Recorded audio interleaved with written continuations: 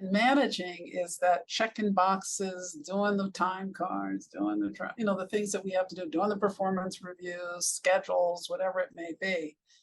Leading is that ability to inspire the heart, and back to using influence, as I said, is working through others, engaging, encouraging their hearts to get work done that we need to get done. And what I think one of the hardest transitions for people in that space to do is to recognize this is a new kind of doing. And I actually just said to somebody yesterday, actually one of our directors who reports directly to me, and I said, what we have a responsibility now to do is to help your peers and you go from I to we. Because in those manager roles, there's a whole lot of I must get this done, I must get that done.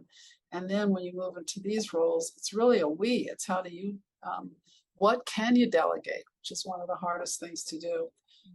People can have this sense that if I ask, yesterday, it's all just keeps funny. It's funny this question's coming up because we were just talking about it yesterday. I said the other thing that we struggle with as humans, but it's a real Achilles heel for leaders, is we are neither gracious about accepting help when it's extended or asking for help when we know darn well we need it.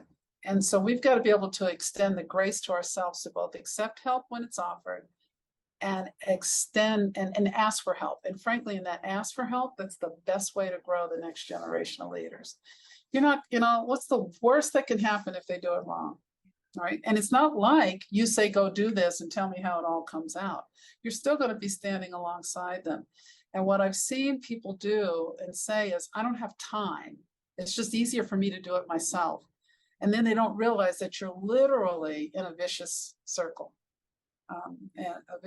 Because you are always going to have the tyranny of the urgent and time, and you're not growing people so that you have the time and space to do the visionary, the inspiring, the strategic work that helps your departments grow. So that's the second one, is extending, getting comfortable, accepting help when it's offered to you, and also asking for help and using that as growth opportunities for others, including yourself when you really don't know what to do.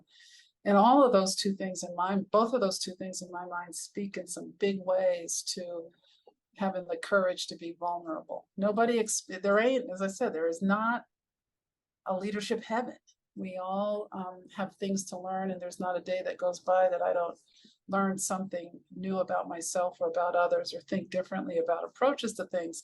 And so we have this sense that we're supposed to come into these roles all buttoned up and ready to rock.